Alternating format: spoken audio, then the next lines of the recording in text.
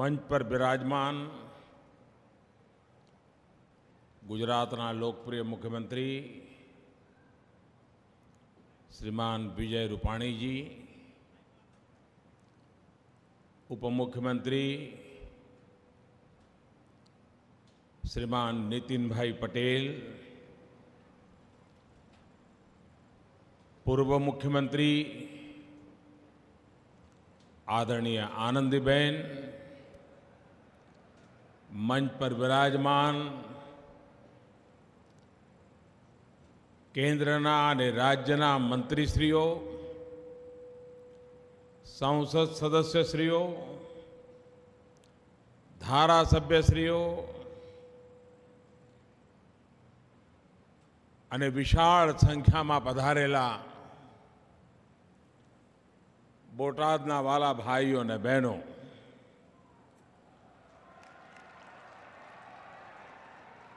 કેમ છો?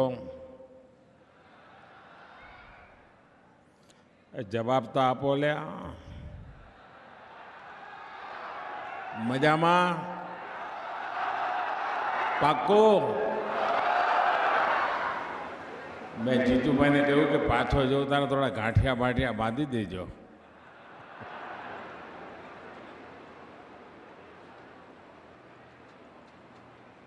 બોટાદની ધરતી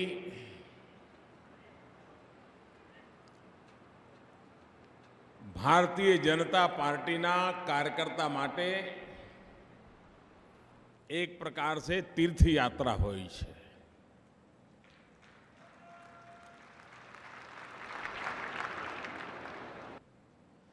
कदाच बोटादनी नवी जे पेढ़ी है એને આ સાંભળીને આશ્ચર્ય થતું હશે કે ભારતીય જનતા પાર્ટીના કાર્યકર્તા માટે બોટાદ તે તીર્થક્ષેત્ર કેવી રીતે?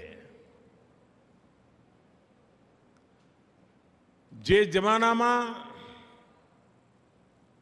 ભારતીય જનતા પાર્ટીના પૂર્વાત અવતારમાં અમે જનસંઘ તરીકે કામ કરતા હતા.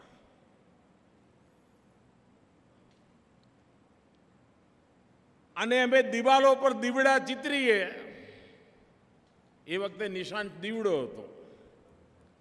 અમે દીવડા ચિતરીએ એટલે અમને એમ લાગે કે અમારી પાર્ટી બસ આ વખતે જીતી જ જવાની છે.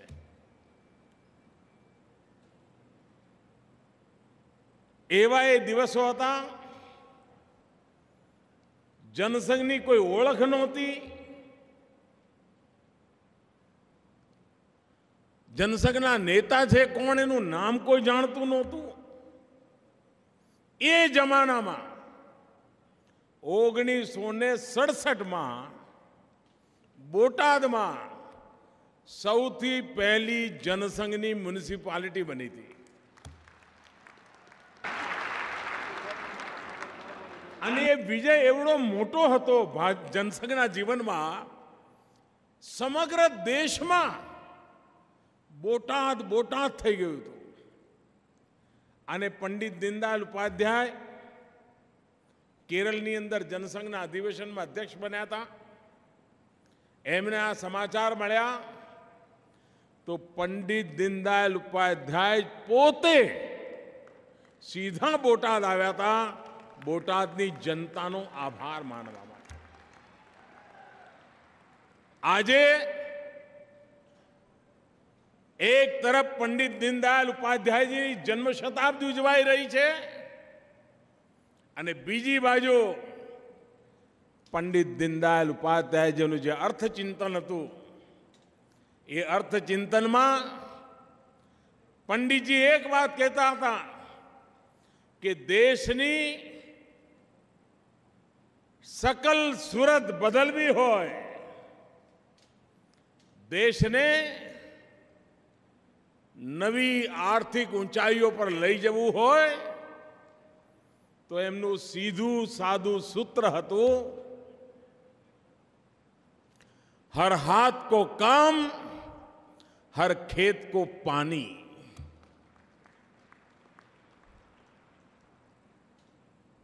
અને જ્યારે પંડિત દીનદયાળ ઉપાધ્યાયજીની શતાબ્દી મનાવતા હોઈએ અને બોટાદની ધરતી પર 400 કિલોમીટર દૂરથી માતા નર્મદાનું પાણી લઈને આવતા હોઈએ, અમારે માટે કેટલી આનંદની પળ હશે, બોટાદ વાસીઓ માટે કેટલી આનંદની પળ હશે. ખુશીનો પાર ન રહે, ખુશીનો પાર ન રહે એવી આ ઘટના છે.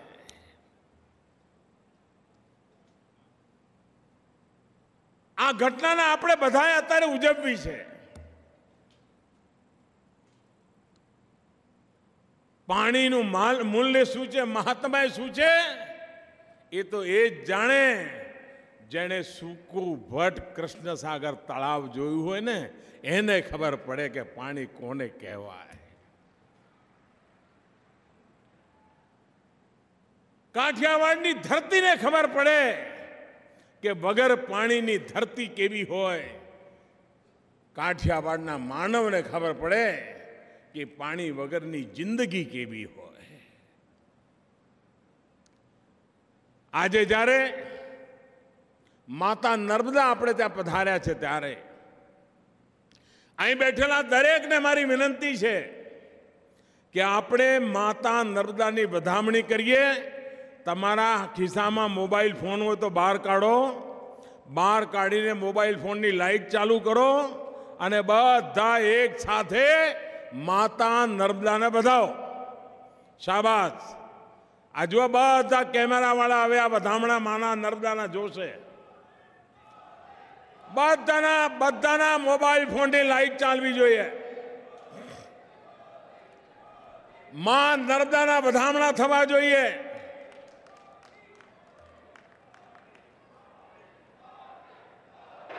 આ જરા ઊંચો કેમેરા લટકે છે, એ બી જરા પાછળ વળીને કરે, ત્યાં અમારી સામેથી હટાવીને.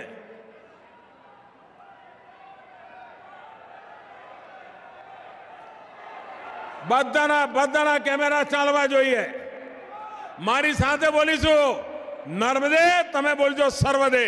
નર્મદે, નર્મદે, નર્મદે, નર્મદે, નર્મદે, નર્મદે, નર્મદે, નર્મદે.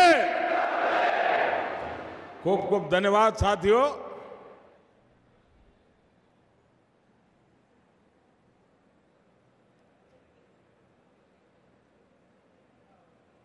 ગુજરાતના મુખ્યમંત્રી તરીકે આપે જ્યારે મને સેવા કરવાની તક આપી હતી અને જ્યારે હું દેશની મીટિંગમાં જતો હતો અને દેશના લોકોને કહેતો હતો, અન્ય મુખ્યમંત્રીઓને કહેતો હતો કે અમારી આર્થિક તાકાત, અમારા બજેટનો મોટો ભાગ પાણી પાછળ ખર્ચાઈશ. કોઈના ગળે નહોતું ઉતરતું. કેટલાક લોકો મને ટકોર કરતા હતા કે મોદીજી, તમે આટલા બધા રૂપિયા પાણી પાછળ ખપાઈ રહ્યા છો, તમે કોઈ દી ચૂંટણી જીતવાના નથી. લોકોને ગમે એવું કંઈ કરો, ગલગલિયા થાય એવું કરો, ચૂંટણીઓ નીકળ્યા કરે. મેં કહ્યું, ભાઈ, અમે ભારતીય જનતા પાર્ટીના લોકો જુદી માટીના છીએ. મારે ચૂંટણી જીતવા માટેના કારોબાર નથી કરવા, મારે તો મારા ગુજરાતના ગામડાને સમૃદ્ધ કરવું છે. એકવાર મારું ગુજરાતનું ગામડું સમૃદ્ધ થઈ ગયું તો ગુજરાતની પ્રગતિની યાત્રાને કોઈ રોકી નહીં શકે. અને ગુજરાતના ગામડાને પૈસાના ઢગલા સુખી નહીં કરી શકે. ગુજરાતના ગામડાને પાણી જ સુખી કરી શકશે. આ વાત મારા મગજમાં સાફ હતી. એક બાજુ પૈસાના ઢગલા હોય અને બીજી બાજુ પાણી હોય તો ગુજરાતનો જણ એ પાણીના ભરોસે પૈસા કરતા પણ વધારે સોનું પકવી શકે એટલી તાકાત સાથે ઊભો થઈ શકે. અને એટલા માટે આપણે પૂરી તાકાત પાણી માટે લગાવી. કોઈ સરકાર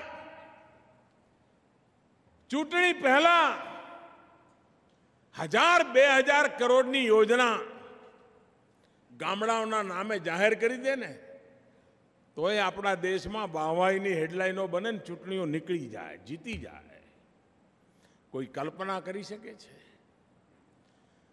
પાણી પહોંચાડવા માટે સૌની યોજના દ્વારા 16,000 કરોડ રૂપિયાનું બજેટ આ ગુજરાત સરકાર ખર્ચી રહી છે. 16,000 કરોડ રૂપિયા. આજે અહીંયા પાણી જે પહોંચ્યું છે 400 કિલોમીટર દૂર માં નર્મદા બેઠા છે. જે માં નર્મદાને માથે પાણી ચડાવવા માટે દીકરા શ્રવણની જેમ મા બાપને યાત્રાએ લઈ જાય અને નર્મદા પાણીનું આચમન કરાવીને લાવતા હતા અને મા નર્મદાના દર્શન કરીને દીકરાને આશીર્વાદ દેતી હતી. જે મા નર્મદાના દર્શન કરવા માટે દીકરો રૂપિયા પૈસા ભેગા કરીને ગરીબમાં ગરીબ માની યાત્રા કરાવતો હતો, આજે ખુદ મા નર્મદા એના સંતાનોને આશીર્વાદ આપવા માટે ઘર આંગણે આવી છે. ભાઈઓ બહેનો, આનાથી મોટો મિરેકલ કયો હોય?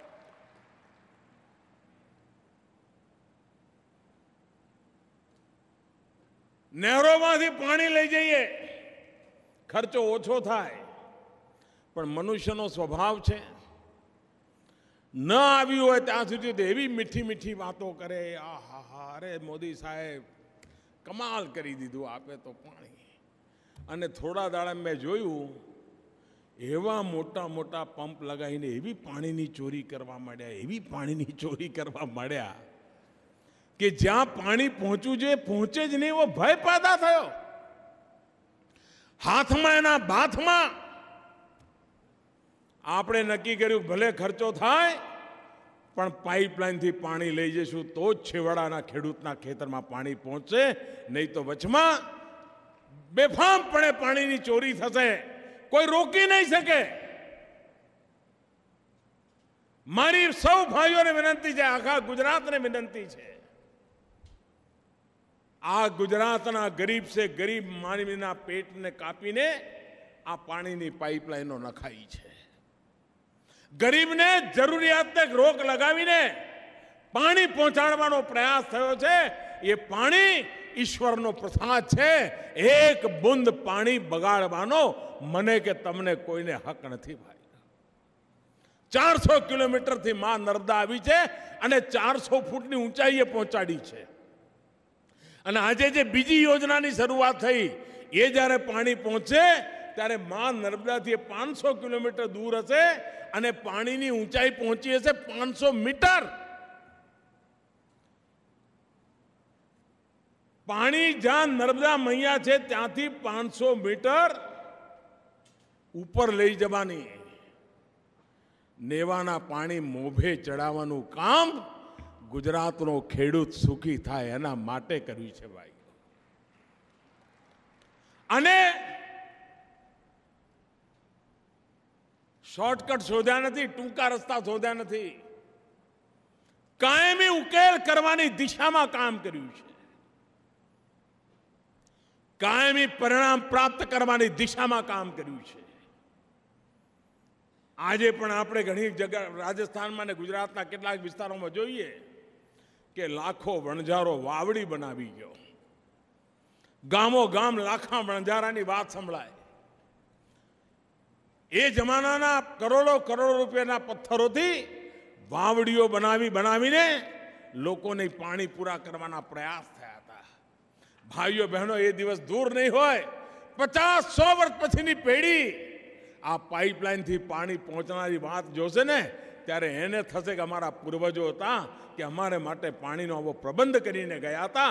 એવું કામ આજે ગુજરાતમાં સૌની યોજના દ્વારા થઈ રહ્યું છે. આટલું બધું કર્યા પછી પણ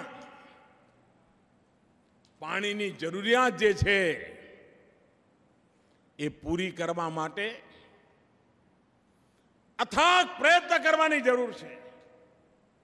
હું ગુજરાતના લોકોને વિનંતી કરું છું કે તમે જરા જુઓ મધ્યપ્રદેશની સરકાર હમણાં શું કામ કરી રહી છે.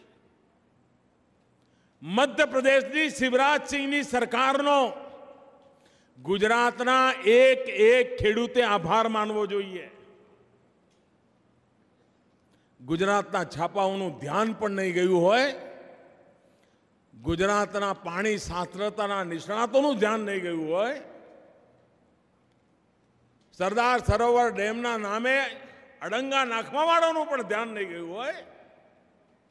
નર્મદા એક એવી નદી છે જે પર્વતોમાંથી નથી નીકળતી. આ નદીની વિશેષતા છે. નહીં તો ઘણું કરીને નદીઓ પર્વતમાંથી આવતી હોય છે. આ નદી પર્વતમાંથી નહીં, આ જંગલોમાંથી, ઘટાટોપ વૃક્ષોમાંથી ઠંડકથી જે પાણી ટપકતું હોય છે રાતભર, એ ભેગું થતું થતું થતું નર્મદા મૈયા વહેતી હોય છે. ખરેખર તો એનું જે ઉગમ સ્થાન છે એ જોવા જેવું છે. હમણાં મધ્યપ્રદેશની સરકારે ગુજરાતના ગામડે ગામડે પાણી પહોંચે, ગુજરાતના ખેડૂતને 100 વર્ષ પછી પણ પાણી માટેની તકલીફ ન થાય એના માટે મધ્યપ્રદેશની સરકારે મધ્યપ્રદેશમાં જે આખી નર્મદા છે એના કિનારા ઉપર એક યાત્રા કાઢી છે. ગયા 6 મહિનાથી યાત્રા ચાલી રહી છે. અને યાત્રા નર્મદા કિનારાના ગામોના ખેડૂતોને જંગલ ઊભું કરવા માટે પ્રેરણા આપે છે, પૈસા આપે છે. નર્મદાના તટ ઉપર, આખા નર્મદાના પટ ઉપર એક ગાઢ જંગલ બનાવવાનો અભિયાન ચાલી રહ્યું છે. અગર જો એ અભિયાન જે રીતે ચાલી રહ્યું છે, ભવિષ્યમાં કેટલાક લોકો જે કહે છે કે ભાઈ નર્મદાનું ભવિષ્ય કેટલું, જો આ જંગલો ગયા તો પાણી આવશે ક્યાંથી, એની ચિંતા અત્યારથી કરીને મધ્યપ્રદેશ શિવરાજસિંહ ભારતીય જનતા પાર્ટીની સરકાર એવું જંગલ તૈયાર કરી રહી છે જેથી કરીને 100 વર્ષ પછી પણ માં નર્મદા ન સુકાય એની ચિંતા ભારતીય જનતા પાર્ટી ત્યાં કરી રહી છે. આ ધોમ ધકતા તાપમાં રોજ યાત્રા નીકળે છે, હજારો ગ્રામજનો જોડાય છે અને એનો સમાપન 15મી તારીખે છે. એક દિવસ આપણા મુખ્યમંત્રી વિજયભાઈ રૂપાણી પણ ત્યાં જઈ આવ્યા છે. 15મી એના સમાપનમાં હું જઈ રહ્યો છું. બોટાદમાં બેઠેલા માનવીને ખબર નહીં હોય કે આપણે ત્યાં પાણી પહોંચાડવા માટે 6 મહિનાથી લોકો પદયાત્રા કરી રહ્યા છે, વૃક્ષો વાવી રહ્યા છે, કારણ આ માં નર્મદામાં એક ટીપું પાણી ઓછું ન થાય. ભાઈઓ, આ ભાવ જો હશે તો જ માતા નર્મદાનું પાણી અટકશે ને બચકશે, અને એ ચિંતા આપણે કરવી પડે, એ જવાબદારી આપણે લેવી પડે. અને એટલા માટે ટપક સિંચાઈ, સ્પ્રિંકલર, એને એક જીવનનો ધર્મ બનાવી દેવો પડે. અને હવે ટપક અને સિંચાઈ હોય તો આ ખેતી થાય ને આ ના હોય એવું બધું જતું રહ્યું છે. બધા જ પ્રકારના પાક ટપક સિંચાઈથી ને સ્પ્રિંકલરથી કરી શકાય છે. આપણા પૂર્વજોએ પાણી બચાવ્યું એટલે આપણા ભાગ્યમાં આવ્યું છે. આપણે પાણી બચાવીશું તો આપણી આવનારી પેઢીઓને પાણી પહોંચવાનું છે. અને કોઈ મા બાપ એવા ન હોય કે છોકરાઓનું જે થવું એ થાય, અમે તો ભોગવી લઈએ, એવો મા બાપ ક્યારેય ન હોય. અને એટલા માટે માં નર્મદા આશીર્વાદ આપવા આવ્યા છે ત્યારે જવાબદારી ઘણી વધી જાય છે. 2022 ભારતની આઝાદીના 75 વર્ષ થઈ રહ્યા છે.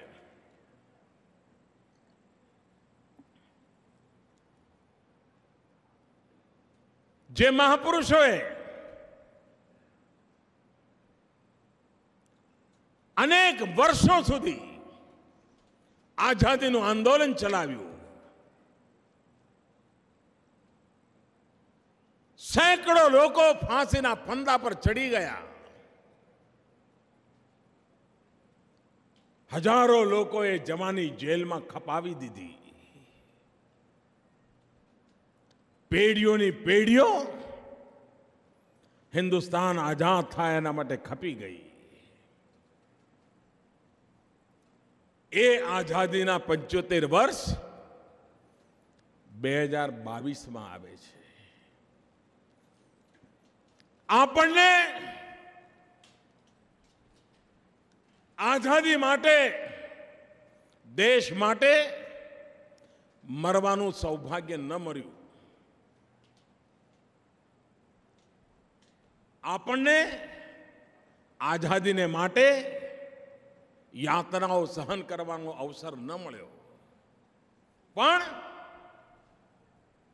દેશ માટે મરવાનો અવસર જરૂર નથી મળ્યો, પણ આજે દેશ માટે જીવવાનો અવસર જરૂર મળ્યો છે.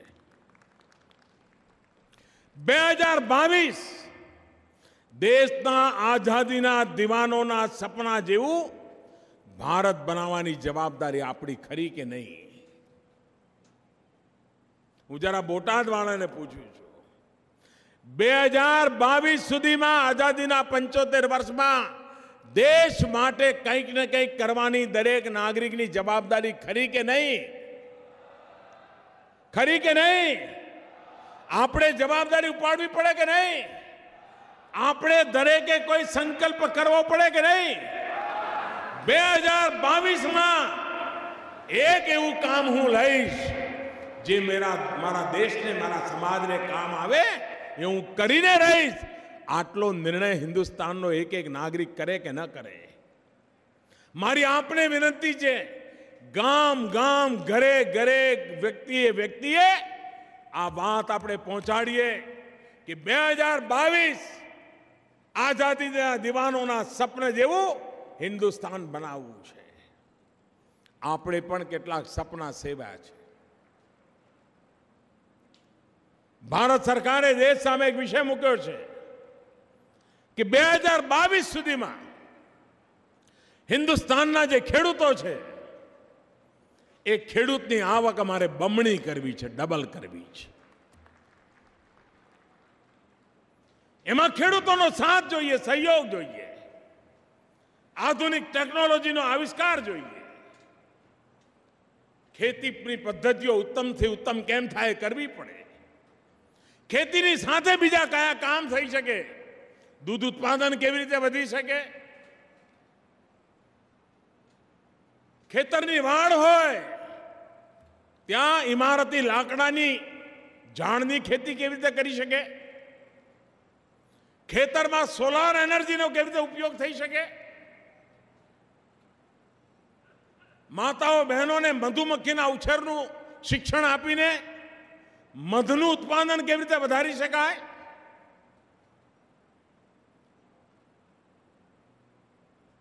બે 2022 સુધીમાં કેટલા ખેડૂતો હોય કે જે નક્કી કરે કે આજે હું 5 થેલા યુરિયા વાપરું છું, 2022 સુધીમાં મારી ખેતી એવી હું કરીશ કે 5 થેલામાંથી હું 2 થેલા પર આવી જઈશ અને યુરિયાનો ઘટાડો કરીને હું આ મારી ભારત માતાની સેવા કરીશ. એવો સંકલ્પ કરનારા કેટલા ખેડૂતો નીકળે? કેટલા ખેડૂતો નીકળે કે જે નક્કી કરે કે હવે મારા ખેતરમાં એક પણ પાણીનું ટીપું હું બગડવા નહીં દઉં અને ટપક સિંચાઈથી ખેતી કરીશ અને નવો ઇતિહાસ બનાવવાનું કામ હું કરીને રહીશ.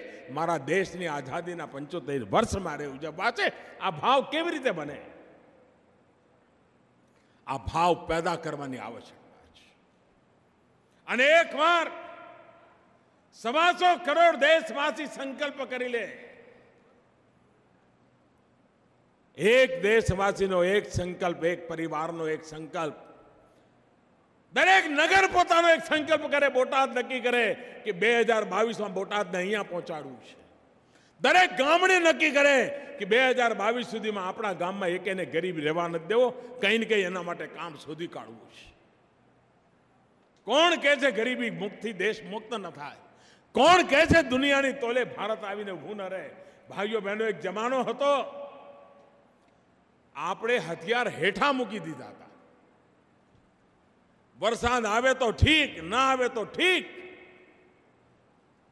આવે તો ચલો ભાઈ વરસ થઈ ગયું, ના આવે તો કુદરતની મહેરબાની.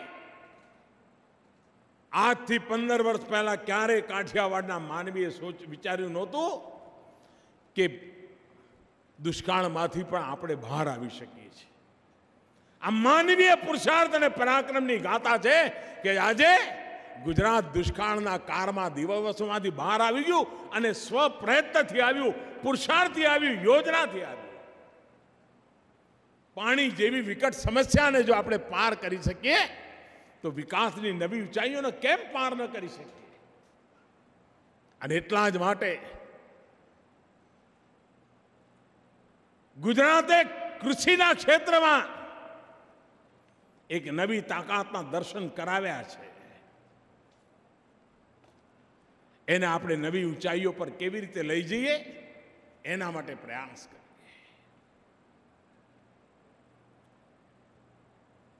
આપણો એક પ્રયાસ છે ચીલા ચાલુ જૂના જમાનાની પદ્ધતિઓથી દેશને બહાર કાઢવો છે. આધુનિક વિજ્ઞાન ટેકનોલોજી એ મનુષ્યનો સ્વભાવ બનાવવો છે. અહીંયા મેં જ્યારે કહ્યું કે તમે તારા મોબાઈલ ફોનની લાઇટ ચાલુ કરો, લગભગ બધાના હાથમાં મોબાઈલ ફોન હતો. ભાઈઓ બહેનો, મારે આ તમારા હાથમાં જે મોબાઈલ છે ને એવી સ્થિતિ પેદા કરવી છે કે આખે આખી સરકાર રાજ્યની હોય કે કેન્દ્રની એ તમારા મોબાઈલ ફોનમાં સમાઈ જાય એવી મારે સ્થિતિ પેદા કરવી છે. આખે આખી બેંક તમારો મોબાઈલ ફોન જ તમારી બેંક બની જાય એ દિશામાં દેશને લઈ જવો છે. એક ભીમ એપ બનાવી છે. આનું ઈચ્છું કે બોટાદના કાર્યક્રમમાં આવેલો દરેક વ્યક્તિ પોતાના મોબાઈલ ફોન પર ભીમ એપ ડાઉનલોડ કરે અને હવે કારોબાર રોકડેથી નહીં, નગદથી નહીં, ભીમ એપથી ચલાવીએ. મારે ગરીબ માનવીને મદદ કરવી છે. આજે મધ્યમ વર્ગનો સામાન્ય માનવી નાની મોટી દુકાન હોય, થોડો માલ ખરીદે તો ભવિષ્યમાં સારી કમાણી થાય એવી આશા હોય તો એ બિચારો શું કરે? ઊંચા વ્યાજે સાહુકારને ત્યાંથી પૈસા લઈ આવે. બેંક એને પૈસા ના આપે, કારણ એના કોઈ ચોપડા ના હોય, રેકોર્ડ ના હોય, બધું રોકડે રોકડું આવતું હોય ને જતું હોય. બેંક વાળો કહે ભાઈ તારો ગેરંટી તારી પાસે છે શું, શેના આધારે તને પૈસા આપો? જો તમે ભીમ એપથી પૈસા લેવડ દેવડ કરો તો તમારો હિસાબ કિતાબ આપોઆપ બનતો જાય.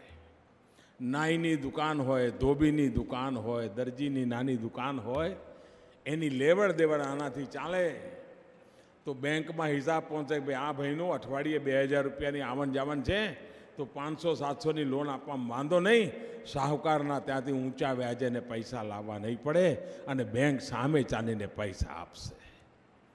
આપણે એક એવી વ્યવસ્થા વિકસાવવા માંગીએ છીએ કે તમારો કારોબારની માહિતી જ્યારે ભીમ એપ દ્વારા તમારા મોબાઈલ ફોન દ્વારા બેંકને પહોંચે, બેંક હિસાબ જુએ તો બેંક તમને મેસેજ મોકલે કે ગયા મહિને તમને 2000 રૂપિયાની લોન લેવા માટે તમે હકપાત્ર હતા, પરંતુ હવે તમારું કામ સુધર્યું છે તો 2500ની લોન લેવાના હકપાત્ર બનો છો. 6 મહિનામાં કારોબાર સુધરે તો ફરી બેંકનો જ મેસેજ આવે કે પહેલા તમે 2500 લેવાના હકદાર હતા, હવે તમારો કામધામ વધ્યું છે, તમે 5000 લેવાના હકદાર બન્યા છો. લેવા ન લેવા એ તમારી મરજી, પણ એકવાર તમે આ વ્યવસ્થા સાથે જોડાઓ, આ બેંકો તમારા ઘેર આવીને તમારી સેવા કરે એવું મારે પરિવર્તન લાવવું છે. એ ત્યારે જ આવે કે આપણો મને સાથ અને સહકાર મળે. જે નવજવાનિયાઓ છે એમને આ વેકેશનમાં મારે કમાતા કરવા છે. આજકાલ હિન્દુસ્તાનમાં પણ વેકેશનમાં જવાનિયાઓ કંઈ ને કંઈ કરવાનો ઉત્સાહ બતાવે છે. પહેલાં તો આપણે વાંચતા હતા કે અમેરિકામાં છોકરાઓ ભણે તો શનિ રવિ ડ્રાઇવિંગ કરવા જાય, હોટલમાં કામ કરે, કપકાબી સાફ કરે. અને કમાણી કરે અને ફરી પાછા 5 દાડા ભણે એવું બધું વાંચતા ને પછી આપણે આમ વાહ કેવા છોકરાઓ કેવું બધું કરે છે. જે આ બધું સાંભળતા ને આજકાલ હિન્દુસ્તાનના છોકરાઓ પણ કરે છે. એ લોકો પણ કામ કરવા માટે વૃત્તિ ધરાવે છે અને મહેનત કરતા વર્તમાનના જે જુવાનિયાઓ છે મહેનત કરતા સંકોચ નથી કરતા, એમને શરમ નથી આવતી. રિક્ષા ચલાવવી પડે તો આરામથી ચલાવે, ગર્વથી ચલાવે છે અને અંગ્રેજીમાં બોલે પેસેન્જર જોડે. 3 મહિના ચલાવે, વેકેશન છે, રિક્ષા ચલાવે. એક નવું કલ્ચર પેદા થઈ રહ્યું છે. આ જવાનિયાઓને આ વેકેશનમાં કમાવા માટે ભારત સરકારે એક સરસ યોજના મૂકી છે. તમે તમારા મોબાઈલ ફોનમાં ભીમ એપ ડાઉનલોડ કરો અને તમે બીજા કોઈ એકને ભીમ એપ ડાઉનલોડ કરતા શીખવાડો. ભીમ એપ દ્વારા 3 વખત લેતી દેતી કરતા શીખવાડો. ચા પીવાને એને ચૂકવે, 200 રૂપિયાનું કંઈક લઈ આવે ને એના 200 રૂપિયા ભીમ એપથી ચૂકવે. 3 વખત એ ચલાવે તો તમારા ખાતામાં સરકાર તરફથી આ કામ કરવા બદલ 10 રૂપિયા તમારા ખાતામાં જમા થાય. દિવસમાં તમે આવા 20 જણને પકડો તો હાંજ પડે તમારા મોબાઈલ ખાતામાં 200 રૂપિયા આવે. મહિને તમને 5 થી 6 હજાર રૂપિયાની કમાણી થાય. આ 3 મહિના વેકેશનમાં 15 થી 20 હજાર રૂપિયા કમાવા જવાનિયા માટે ડાબા હાથનો ખેલ છે.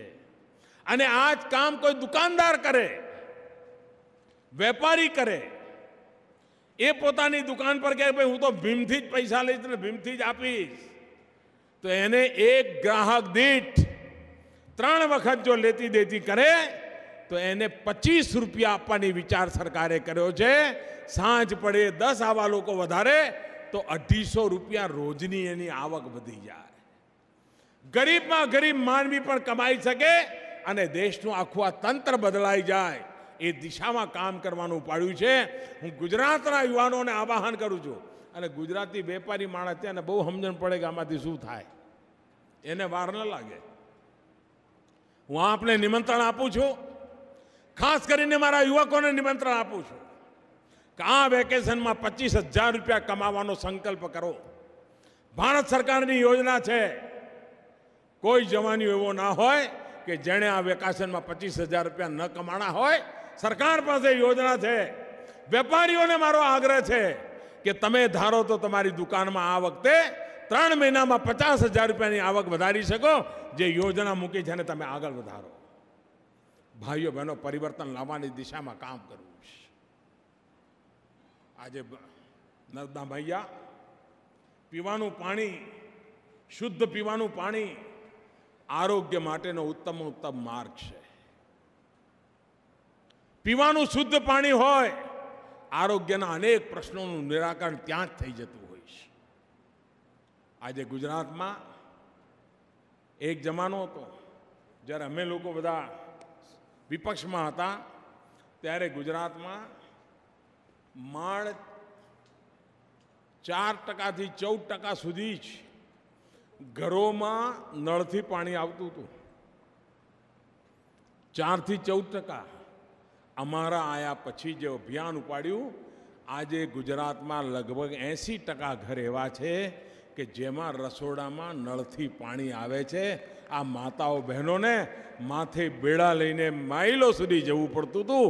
એ બંધ કરાવવાનું કામ હજારો કરોડ રૂપિયા ખર્ચીને આપણે પૂરું કર્યું છે.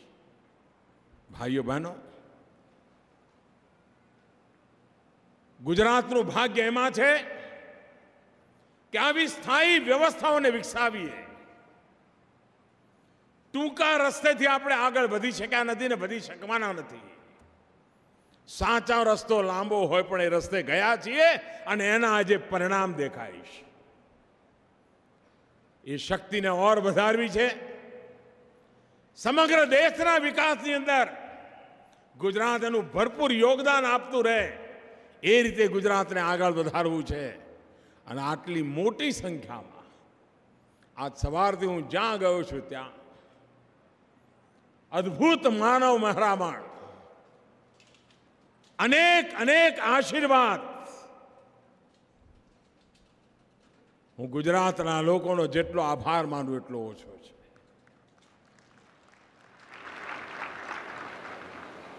દેશમાં પ્રધાનમંત્રી તો બધા ખૂબ થયા, ઢગલા બંધ થયા.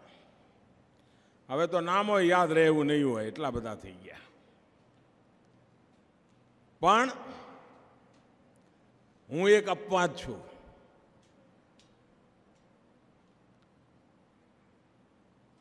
આટલા બધા વર્ષ મુખ્યમંત્રી તરીકે કામ કર્યા પછી પ્રધાનમંત્રી બનવાનો મોકો મળ્યો એવો હું પહેલો માણસ છું. અને એના કારણે મને ઝીણામાં ઝીણી ખબર પડે કે યુરિયા સમયસર ન પહોંચે તો ખેડૂતને શું તકલીફ પડે મને ખબર પડે. પાણી પહોંચાડવાના સમયે પાણી ન પહોંચે અને પાક પીળો પડવા માંડે એટલે કિસાનનું લોહી પીળું પડી જાય, આ મને સમજણ પડે. ભાઈઓ બહેનો, તમારી વચ્ચે રહીને મુખ્યમંત્રી તરીકે જે કંઈ શીખ્યો છું એ આજે મને પ્રધાનમંત્રી તરીકે કામ કરવામાં એટલું બધું મદદરૂપ થઈ રહ્યું છે. સમાજના સામાન્ય પ્રશ્નોને સમજવાની એના કારણે મને જે ચીવટ આવી છે એનો લાભ આજે હિન્દુસ્તાનના બધા રાજ્યોને મળી રહ્યો છે, દૂર દૂરના વિસ્તારોને મળી રહ્યો છે.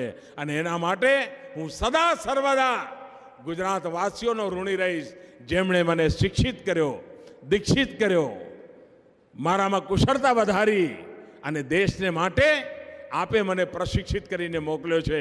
એ બદલ હું આપનો ખૂબ ખૂબ આભાર માનું છું. ફરી એકવાર બંને મુઠ્ઠી બંધ કરીને પૂરી તાકાતથી મારી જોડે બોલીશું, નર્મદે સર્વદે. નર્મદે. અરે માં નર્મદા ઘર આંગણે આવી જાય, આવું આમ ઢીલું ઢીલું બોલો. નર્મદે. આવું ન ચાલે ભાઈ, આ બોટાદનો અવાજ આવો ના હોય. નર્મદે. હા, હવે લાગ્યું ભાઈ. નર્મદે. નર્મદે. નર્મદે. નર્મદે. નર્મદે. નર્મદે. નર્મદે. નર્મદે. નર્મદે. નર્મદે સર્વદે. ધન્યવાદ.